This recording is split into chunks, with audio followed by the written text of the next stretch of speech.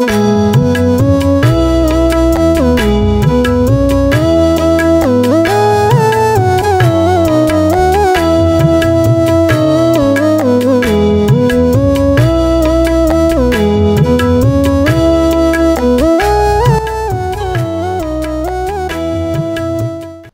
brothers and sisters in the Lord, ప్రభునందు ప్రియమైన సహోదరి సహోదరులారా, today's verse for our meditation is taken from the book of Zechariah, chapter 10, verse 6. ఈ రోజు మన ధ్యానం కొరకు జకర్యా గ్రంథం 10వ అధ్యాయం 6వ వచనం నుండి తీసుకొనబడింది. I will save the house of Joseph, for I have mercy upon them. యోసేపు సంతతి వారికి రక్షణ కలగజేసి నేను వారి ఎడల జాలిపడుదును.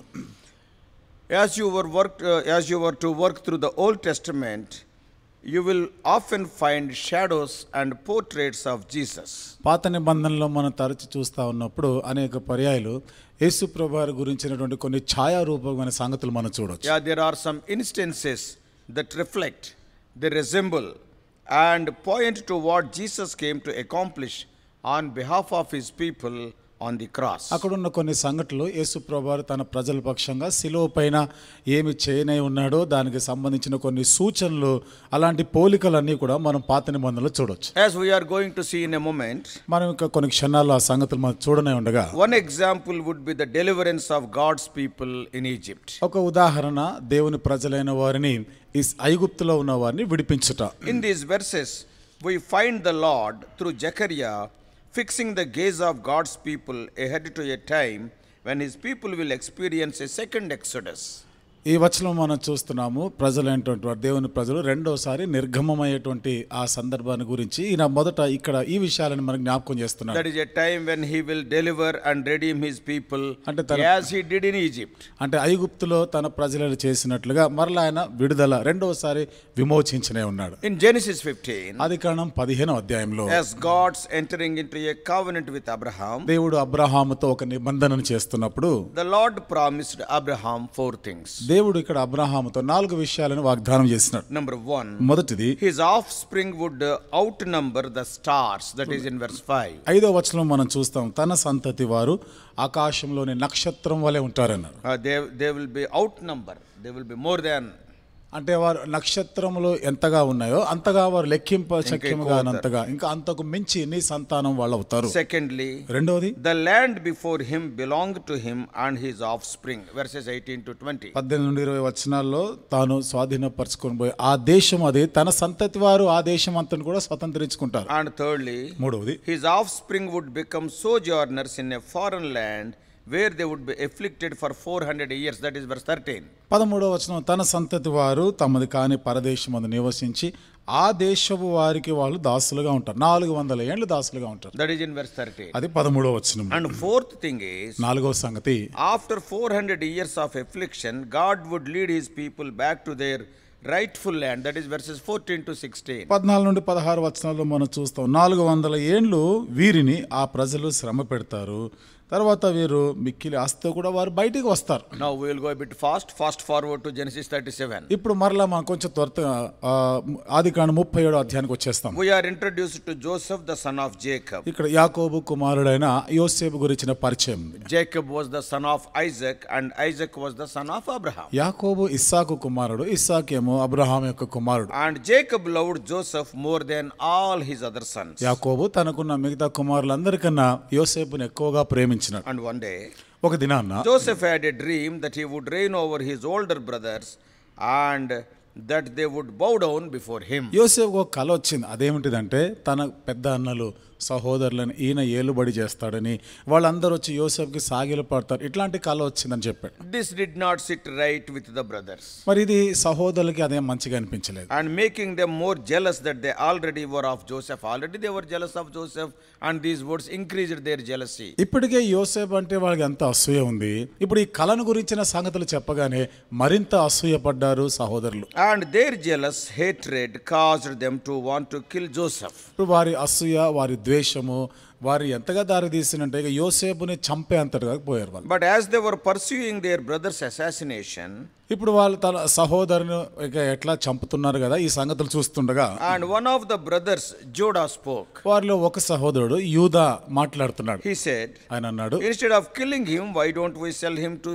slavery? ఆయనను చంపేదానికి బదులుగా ఎక్కడైనా ఒక బానిసగా అమ్మివేస్తే మంచిది కదా. And all of his brothers agreed. ఇక మిగతా సహోదరులు అందరూ కూడా దానికి సమ్మతించారు. And they sold Joseph as a slave to Egypt. అక్కడ యోసేపుని ఐగుప్తుకి ఒక బానిసగా అమ్మివేసినారు. After a wild tale of events in the life of Joseph, యోసేపు జీవితంలో కొన్ని సంఘటనలు జరిగిన తర్వాత Pharaoh, కొంతకాలమైన the king తర్వాత of Egypt, had a dream that no one could interpret except Joseph. ఐగుప్తు రాజు అయిన ఫరోకి ఒక కల వచ్చింది. ఆ కలకి ఎవ్వరు కూడా దాని అర్థాన్ని దాని భావం చెప్పలేకపోయినారు. Joseph interpreted the dream, యోసేపు ఆ కల భావం చెప్పినాడు, telling Pharaoh that Egypt would experience 7 good years of plenty and 7 years of severe famine. ఐగుప్తులో 7 సంవత్సరాలు సమృద్ధిగా పంటలు పండే కాలం, ఆ తర్వాత వెంటనే 7 సంవత్సరాలు భయంకరమైనటువంటి కరువు వస్తుందన్నాడు. Therefore, Egypt should steward the 7 years of plenty well to prepare for the 7 years of famine. కాబట్టి ఐగుప్తు వారు ఈ 7 సంవత్సరాలకు కూడా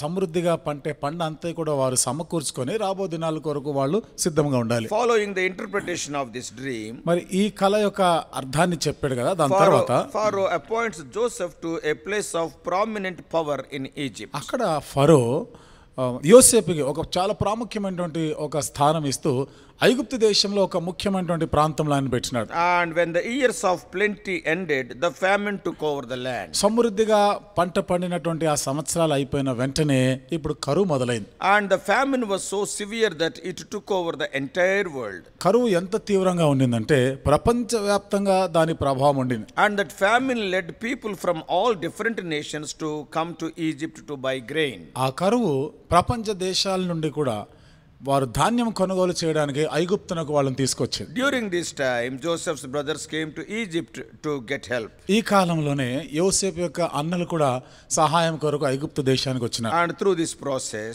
ఈ ప్రక్రియలో Joseph was able to show grace and forgiveness to his brothers. యోసేపు తన అన్నలకి ఆయన దయ చూపించాడు, వాళ్ళని క్షమించగలిగినాడు. He was able to provide for his family back home and leading him to say, తన కుటుంబస్తులైన వారికి మళ్ళా చక్కగా క్షేమంగా వారి ఇంటికి నడిపిస్తూ ఆయన చెప్పినాడు, and as for you, you meant evil against me. మీ మట్టుకైతే నాకు మీరు కీడు చేసినారు, but God meant it for good. అయితే దేవుడు అది నాకు మేలుకే జరిగేటట్టు చేసినాడు. To bring it about that many people should be kept alive as they are today. ఈ రోజు ఉన్నట్లుగా అనేకులు బ్రతికించినట్లుగా అది దేవుడు నాకు మేలుకే చేసినాడు. In other words, మరొక మాటలో చెప్పాలంటే God had a good plan for his covenantal people whenever Joseph was sold into slavery. దేవుడు తాను నిబంధన చేసినటువంటి ఆ ప్రజల గురించినటువంటి ఆ మేలు ఆలోచిస్తూ ఇప్పుడు యోసేపు ఈ దాసత్వంలో ఈ బానిసత్వంలోనికి ఆయన వచ్చిన సందర్భాలు అవి జ్ఞాపకం చేస్తాడు. So once again, fast forward again. ఇప్పుడు మరొకసారి ఇంకా కొంచెం వేగంగా వెళ్ళిపోదాం. And you find Joseph's family, that is Jacob's family, moved to Egypt. ఇక్కడ యాకోబు యొక్క కుటుంబస్తులు ఐగుప్తుకు వెళ్ళుట మనం చూస్తున్నాం. In Egypt they grew and multiplied greatly.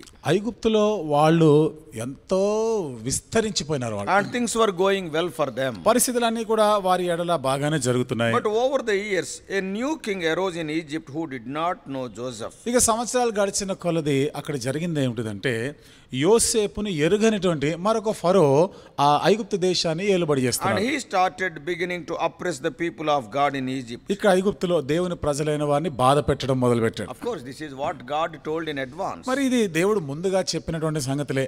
After 400 years of oppression, ఈ 400 ఏళ్ళు వాళ్ళు బాధ పెట్టిన తర్వాత God hears the cry of his people. దేవుడు తన ప్రజల మొరని ఆలకిస్తాడు. And he sets them free from captivity. ఆ చెర నుండి ఆ బానిసత్వం నుండి వారికి విడుదలనిస్తాడు. Leading them back to the land he once promised to Abraham. అబ్రహాంకి ఆయన చేసిన వాగ్దానం చేసిన ఆ దేశానికి మరలా వాళ్ళని తీసుకొని వెళ్తాడు. Through this story we find God's people had become scattered among the nation of Egypt. ఈ చరిత్ర ద్వారా మనం చూస్తున్నాం దేవుని ప్రజలైనటువంటి వారు ఐగుప్తు దేశం అంతటా చెదిరిపోయి ఉన్నారు. They were oppressed for an extended period of time in Egypt. కాబట్టి ఐగుప్తు దేశంలో వాళ్ళు ఉన్నంత కాలంలో కూడా వారు ఎంత శ్రమ పట్టబడ్డారు, బాధించబడ్డారు. And God delivered his people from oppression in Egypt. మరి దేవుని ప్రజలైన వారు ఆ ఐగుప్తు దేశంలో వారు బాధపడుతున్న ఆ పరిస్థితి నుండి వారికి విడుదలిస్తున్నాడు. And he miraculously led them home to the land he had once promised. ఎంత ఆశ్చర్యకరమైనటువంటి విధానంలో అంతకుముందు వాగ్దానం చేసినట్లుగానే వారందరినీ కూడా వారి స్వదేశానికి తీసుకొని వస్తారు. As we are seeing today, ఈ దినాన్న మనం చూస్తున్నట్లుగా this story sits at the foundation of the promises of Zechariah here. ఈ చరిత్ర మనం చూస్తున్న జకరియా గ్రంథంలో ఈ రాయబడినటువంటి ఈ సంగతులకు అనుగుణంగా మనం చూస్తున్నాం. In these verses, ఈ వచనాల్లో God says that another exodus is coming where God's people will be freed from captivity. దేవుడు అన్నాడు మరొక నిర్గమనం జరగబోతా ఉంది. అక్కడ దేవుని ప్రజలైన వారు చెర నుండి విడుదల And పొందుతారు. they will be brought home to walk with him in his name. వారు ఆయన నామమును బట్టి ఆ దేశంలో ఆయనతో సంచరిస్తారు. God is telling his people that what happened in the past points to what is going to happen in future. దేవుడు తన ప్రజలతో గతంలో ఏమి జరిగినాయో దాన్ని సూచిస్తూ రాబోయే సంవత్సరాల్లో కూడా భవిష్యత్తులో కూడా అది జరగబోతుందని సూచించాడు. As we work through this passage today, నేటి దినాన్న ఈ భాగాన్ని మనం ధ్యానం we చేస్తుండగా will find ourselves standing between two realities. ఇక్కడ ఈ రెండు వాస్తవికతల మధ్య మనం ఉన్నట్టుగా మనం చూస్తాం. A reality that we partake in now and a reality that will take place in future. ఒక వాస్తవం ఇప్పుడు ప్రస్తుతం మనం పాలు పొందుతున్నది, మరొక వాస్తవం అనేది భవిష్యత్తులో జరగబోయేది. And to tease out these two realities, I want to address two interpretations of these verses quickly. ఈ రెండు వాస్తవాల నుండి మనం బయటికి తీసుకొని రావడానికి ఇక్కడ రెండు సంగతులు, రెండు అనువాదాలు లేదా రెండు అర్థాలను నేను చెప్తాను. Interpretation 1. చూడండి, మొదటి అర్థం మనం చూస్తాం. That is that these verses describe a future saving of the nation Israel. ఈ వచనాలు భవిష్యత్తులో ఇశ్రాయేలు జనాంగాన్ని రక్షించేటువంటి పరిస్థితి. And Romans 11 explains how a partial hardening has come upon Israel. రోమిలకు రాసిన పత్రిక 11వ అధ్యాయంలో ఏ రీతిగా పాక్షికమైనటువంటి కష్టమైనటువంటి పరిస్థితులు ఇశ్రాయేలు ఎదుర్కొంటారు. Hard hearted. అంటే వారు ఎంతో హృదయం కఠినపరచబడబోతుంది. So that the gospel could go forth into the world, because Israel has not received the gospel has gone into the world. ఇశ్రాయేలీయులు సువార్తను అంగీకరించలేదు, కఠినులైన కారణాన్ని బట్టి ఈ సువార్త లోకంలో ఉన్న ప్రజలకి చేరింది. Their heart was hardened. వారి హృదయం కఠినమైపోయింది. So because their heart was hardened, because of that the gospel has gone to the other వారి nations. హృదయం కఠినమైన కారణాన్ని బట్టి సువార్త ఇతర దేశాలకు వ్యాపించింది. And it allowed the Gentiles to be grafted into God's holy nation. ఇక్కడ అన్యజనులు దేవుని పరిశుద్ధ జనాంగంతో అంటుగట్టబడగలిగినారు. So those who hold to this interpretation would say that a partial hardening indicates that this hardening of Israel will one day be lifted. కాబట్టి ఈ పాక్షికంగా వీరు కొంతకాలం వరకు వారి హృదయం కఠినమైపోయింది కదా ఇశ్రాయేలీయుల ప్రజలది, ఒక దినం రాబోతుంది ఇప్పుడు ఆ పరిస్థితి నుండి వారు బయటపడతారు. And that will allow all of the Israel to see the truth of the gospel and believe and trust in Lord Jesus. అక్కడ ఇశ్రాయేలీయులందరూ కూడా సువార్తను నమ్మి యేసుక్రీస్తు ప్రభువారి యందు విశ్వాసం ఉంచేటట్లుగా అది దోహదపడుతుంది. Therefore this camp would say that this verse describes what will occur whenever this partial hardening is lifted. కాబట్టి ఇశ్రాయేల్ ప్రజలకు ఉన్నటువంటి కొంతకాలం వరకు ఉండిన ఈ కఠినత్వము తీసివేయబడిన తర్వాత జరగబోయేటువంటి సంగతులు ఏమిటిదో ఇక్కడ చెప్తున్నారు. So that means those verses have not yet been fulfilled. అంటే ఆ వచనాలు ఇంకనూ నెరవేర్చబడలేదు అని అర్థమవుతుంది. They are something we look ahead to one day. కాబట్టి ఒక దినం మనము ఇంకా ముందుకు జరగబోయే వాటిని గురించి మనం చూడాల్సి ఉంది. Israel will be saved and restored one day. ఇశ్రాయేలీయులు ఒక దినాన్న రక్షించబడతారు, వారు మరలా సమకూర్చబడతారు. And God's people will be brought home. దేవుని ప్రజలైన వారు మళ్ళీ స్వదేశానికి తీసుకొని This రాబడతారు. is one interpretation. ఇది ఒక అనువాదం, దానికి ఒక భావము. And what is the second interpretation? రెండో అర్థం ఏమిటి, రెండో భావం ఏమిటి? It would be that these verses describe something occurring now and apply directly to the church today. ఈ పరిస్థితులు ఇప్పుడు ప్రస్తుతం జరుగుతున్న వాటిని చూస్తూ నేరుగా సంఘానికి మనం దాన్ని The అన్వయించవచ్చు. book of Galatians teaches us గలతీయులకు రాసిన పత్రిక మనకు బోధించే సంగతులు,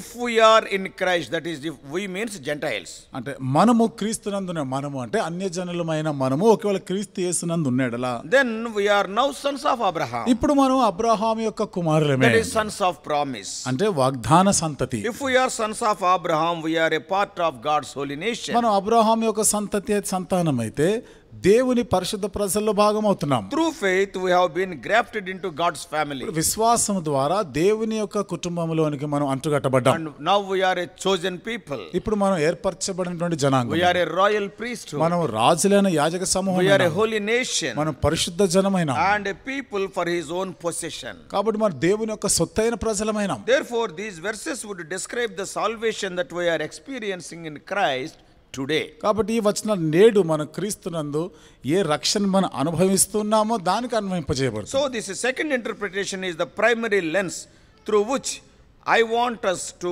view these verses today. కాబట్టి రెండవ భావం అనేది నేటి దినాన్న ఈ వచనాల వైపుగా నేను మీ గమనిక తీసుకొని రావాలని కోరుతున్నాను. As we work our way through these verses, ఈ వచనాలను మనం ధ్యానం చేస్తుండగా I will seek to apply the application in both views. మరి ఈ రెండు దృక్పథాల నుండి కూడా మనం దీనిని అన్వయించుకోజేయాలని కోరుతున్నాను. But we will spend most of our time drawing application from the latter view, second view. అయితే ఎక్కువ శాతం మనం ఆ తర్వాత అంటే రెండవ సంగతిని గురించి దాని గురించి మనం చూస్తాం. That is application to the church today. అంటే నేటి దినం సంఘానికి అన్వయింపజేయదగినది. So let us see in verses 6 and 7. 6-7 వచనాలను మనం చూస్తాం. There the hope for the weary people. అంటే వారు ఎంతో అలసిపోయి ఉన్నటువంటి బాగా బాధల్లో ఉన్న వారికి ఒక నిరీక్షణ Here కలిగిస్తారు. we have two houses being blessed by God. ఇక్కడ రెండు ఇళ్ళు దేవుని చేత అంటే రెండు గృహాలు దేవుని చేత ఆశీర్వదించబడినవి చూస్తున్నాం. One is the house of Judah, the other is the house of Joseph. ఒకటి యూదా గృహము, రెండోది యోసేపు యొక్క గృహం. Judah and Joseph are own brothers. యూదా యోసేపులు ఇద్దరు సొంత సహోదరులు. They were both the sons of Jacob. వీరిద్దరు కూడా యాకోబు కుమారులే. Joseph was the brother sold into slavery.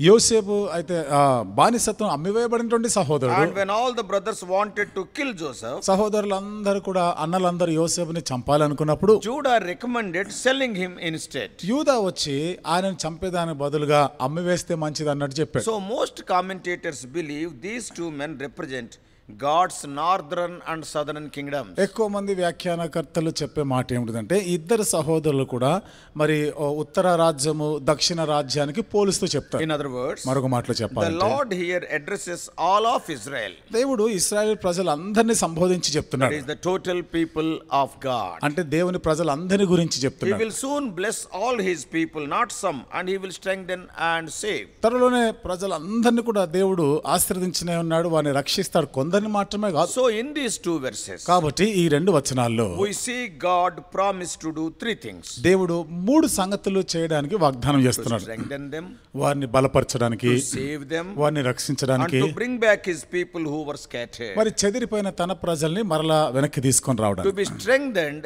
that means implies they are weak today. బలపరచడం అంటే ఈ రోజు వారు బలహీనులని సూచిస్తుంది. If they are not weak, where is the question of strengthening? వారు ఒకవేళ బలహీనంగా లేరంటే బలపరచే ప్రసక్తి లేదుగా. So to be saved means they are in trouble and despair today. రక్షించబడతారంటే ఈ రోజు వారు ఎంతో నిరాశలో ఇబ్బందుల్లో ఉన్నారని To అర్థం. be brought back means they are very far off today. వారిని మరలా వెనక్కి తీసుకొని రావడం అంటే అర్థం వాళ్ళు చాలా దూరం వెళ్ళిపోయి ఉన్నారని. God will make strong a people who are weak and deliver a people who are in despair. దేవుడు బలహీనులైన వారిని బలపరుస్తాడు, ఎంతో నిరాశలో ఇబ్బందులో ఉన్న వారిని విడుదల చేస్తాడు, రక్షిస్తాడు. And he will draw a people who were very far off. దూరం అయిపోయిన ప్రజల్ని ఆయన మరలా సమీపంగా తీసుకొని వస్తాడు. So the hope for their future resides not in themselves but in the Lord. వారి భవిష్యత్తు కొరకైనటువంటి నిరీక్షణ తమ యందు కాదు, దేవుని యందే ఉంటుంది. Now, ఇప్పుడు why will he do this for his people? ఇవన్నీ కూడా తన ప్రజల కొరకు ఎందుకు చేస్తాడు దేవుడు? Because they ఎందుకంటే deserve it?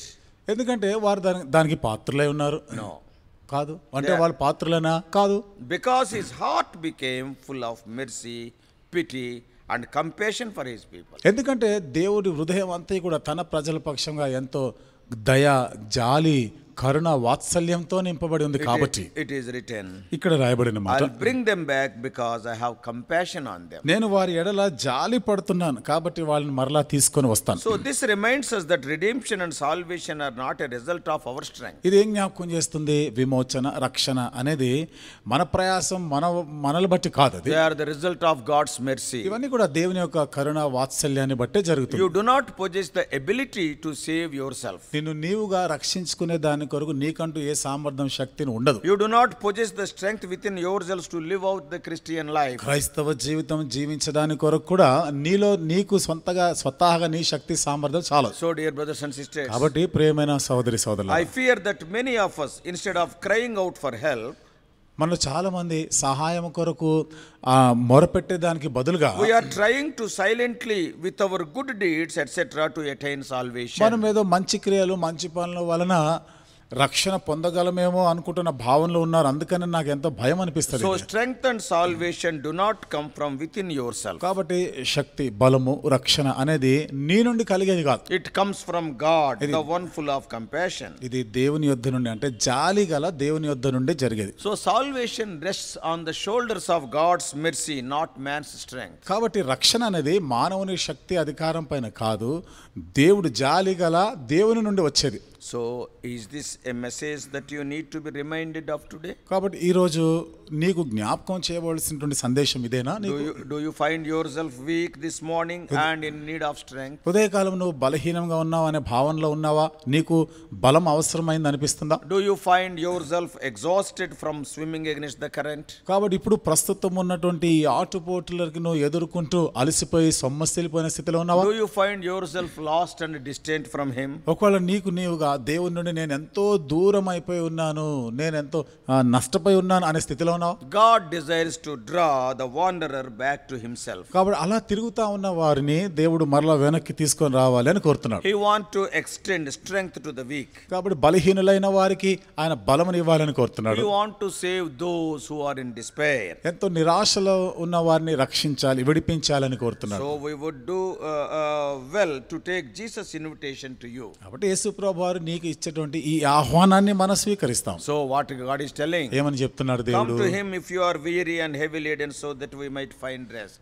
సొమ్మసిల్లి అలసిపోయి ఉన్నావా? విశ్రాంతి కొరకు ఆయన యొద్దకు రండి అని ఆహ్వానిస్తున్నాడు. God is ready to restore you. దేవుడు నిన్ను సమకూర్చడానికి సంసిద్ధంగా ఉన్నాడు. Whatever is lost due to Adam's disobedience, ఆదాము అవిధేయతను బట్టి ఏమేమైతే నష్టపోయినావో in Christ you can regain. క్రీస్తులో మరలా వాటిని సంపాదించుకోగలవు. Confess your sins and accept his pardon through his నీ blood. పాపంలో ఒప్పుకో, ఆయన రక్తం ద్వారా నీకు ఇచ్చే క్షమాపణను అంగీకరించు. This morning may God help you to do like that. ఈ ఉదయకాలం ఆ రీతిగా నువ్వు చేయలాగన దేవుడే నీకు సహాయం చేయనుగాక. Shall we pray? ప్రార్థన చేసుకుందాం.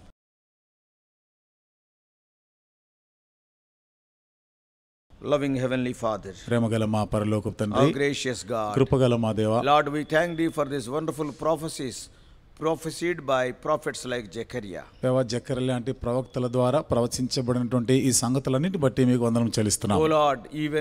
O Lord, symbolizing two important things he has prophesied. దేవా, రెండు ప్రాముఖ్యమైనటువంటి సంగతుల గురించి సూచనగా ఉన్న ఈ విషయాలు కూడా ప్రవచించబడ్డాయి. వందనాలు చెల్లిస్తున్నాం. One is the literal restoration of Israel. ఒకటేమో ఇశ్రాయేలీయులు అక్షరార్థంగా సమకూర్చబడే దాని గురించినది. Secondly, the gathering of thy children from Jewish and Gentile background to thy church. రెండోదిగా నీ ప్రజలైన వారు యూదా అన్య జనాంగంలో ఉన్న వారు అందరూ కూడా నీ సంఘంలోనికి సమకూర్చబడే దాని గురించి. O Lord, we thank thee for speaking unto us. దేవా, మరి మాతో మీరు మాట్లాడుతున్నందుకు వందనం చెల్లిస్తున్నాం. Speak to our dear ones more clearly. మా ప్రియులైన వారితో ఇంకనూ స్పష్టంగా మాట్లాడండి. If anybody is away from the commonwealth of Israel, O Lord, to the promises of God, O Lord, enable them to confess their sins and accept thee as their personal savior and come unto thee. ఇంకా ఎవరైనా ప్రభా ఇశ్రాయేల్తో చేయబడినటువంటి వాగ్దానాలకు దూరంగా ఇశ్రాయేల్తో సహపౌరులు కాకుంటే ప్రభా వారు రక్షణ పొందిన వారై అది స్వతంత్రించుకుని వారుగా చేయండి. As we are spending our day, speak to us more and more. ఈ దినమంతా కూడా ప్రభా